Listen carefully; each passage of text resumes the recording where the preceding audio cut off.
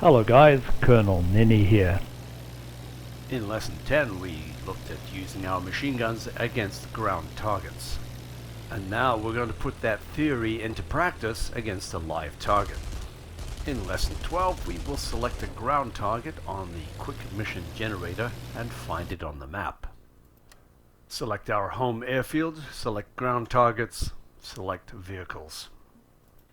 And this has randomly generated 3 convoy targets denoted by red icons. Here's our home airfield at Mont-Saint-Éloi, and we will choose the closest target to the west. If we cannot locate our primary target, the other targets will be our secondaries. The target is directly west of the field, so what terrain features can we expect to see? There's a river down here to the left, and the town of Arras behind us to the left. The most important feature for us is crossing the railroad. And somewhere off at our 1 o'clock position we expect to see the airfield of Beauvoir. These crossroads will identify the road that the convoy is on. The distance from the field to the target is about 6 kilometers. It's going to be a quick flight. The first thing to check before you take off is your compass heading. Because we're taking off to the northeast, we'll have to turn right or left to a heading of west. Once airborne, we check our heading west. The airfield should be directly behind us, and the river should be off to the left at about 9 o'clock. It's looking good so far, so we maintain our climb and look for the railroad track that we're going to cross. So now it's time to zoom into the map so that we can refresh our mind as to the positions of the various terrain features and where they are in relation to our heading on the clock system. If we cannot identify these features, then we're lost. And it's not always easy to find features on a map where every green field looks just the same as the next one. So there below is our railway line.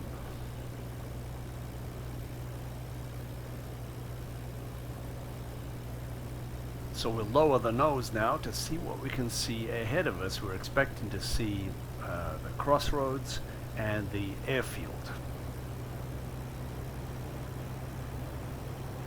I cannot identify the crossroads, but there's the airfield on the right at 1 o'clock, just above the right gun sight. At any moment now we should see the crossroads and know that the road where the convoy is off to the left. I can first identify the road to our left and then the crossroads at 12 o'clock. So somewhere along that road at 10 o'clock is a convoy. What we're looking for now is movement along the road or dust. And there it is at 10 o'clock. Remember that flying the airplane takes priority over shooting the target.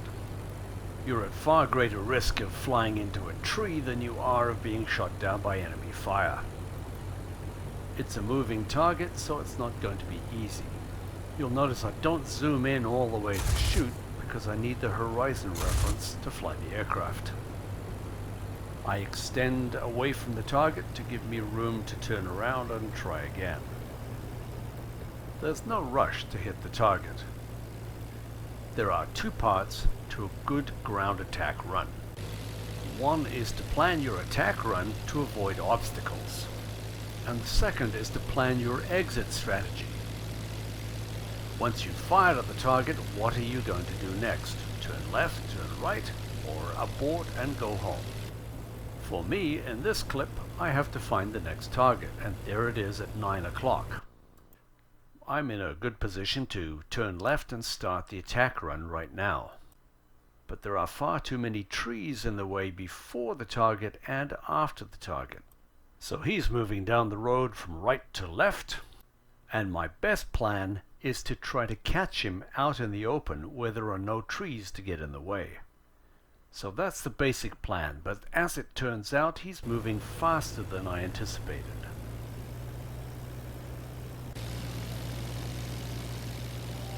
So fly the airplane first, and then keep an eye on your target.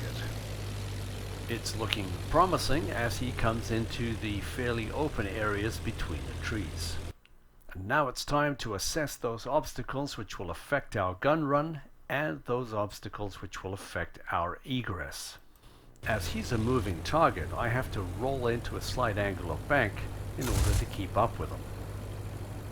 But I must divert my attention now from the target to the proximity of the trees.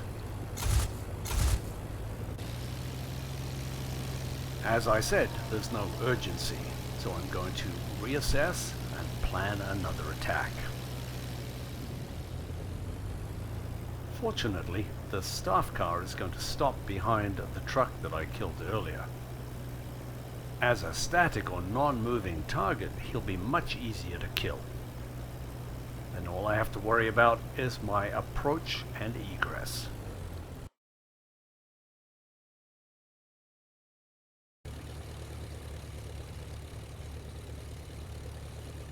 I have only one tree to worry about. So fly the airplane first, target second. Now it's time to RTB, return to base. With pursuing moving targets, it's very easy to be temporarily unsure of your position on the map. We know that we're close to the crossroads in 06046, and that our return heading should be about east to get to Mount St. Elu. But flying at low altitude, it becomes even more difficult to identify the ground terrain features. But if you do feel that you're lost, simply fly east until you hit the front line. Then look to your right at 3 o'clock and you should see a town.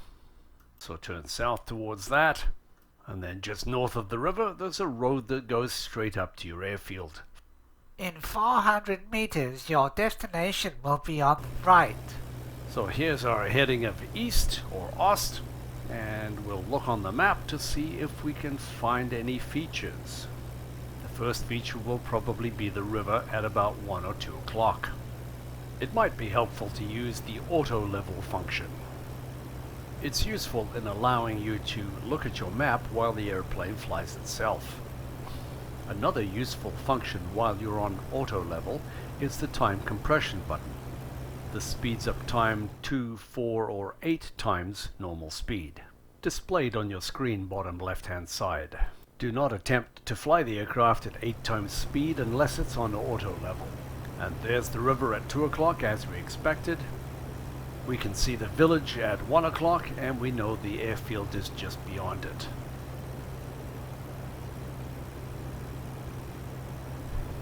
All we have to do now is judge the wind and land the aircraft without screwing it up. In our post-mission briefing, it credits us with killing 2 vehicles. The link for this video is in the description below. It covers ground attack in great detail. In Lesson 13, we'll look at the basics of aerial combat. Yes, dogfighting. If you've enjoyed this video and get some value out of it, please leave a comment and subscribe and like and all those usual things. But if you want to see more of these videos, specifically with the IL-2 Battle of Stalingrad, I've got about 150 training videos for you to look at. So thanks for watching, guys. We'll see you next time.